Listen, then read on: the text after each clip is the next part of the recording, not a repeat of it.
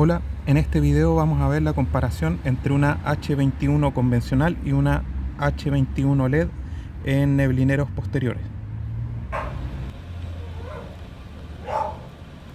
En el lado izquierdo tenemos las H21 LED y en el lado derecho las H21 convencional.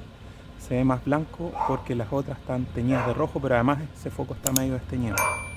Pero cambia mucho la iluminación. Con las ampolletas LED en neblineros, ya en la noche. Iluminan bastante mis compas. Ahora vamos a cambiar las ampolletas de retroceso, las de reversa. Vamos a utilizar estas LED y vamos a cambiar las convencionales por estas que gastan menos e iluminan más. Ahí están las luces normales, las ampolletas convencionales. Con las ampolletas LED de reversa. Iluminan mucho mejor. Enlace de luces en descripción mis compas, saludos. Gracias por ver el video.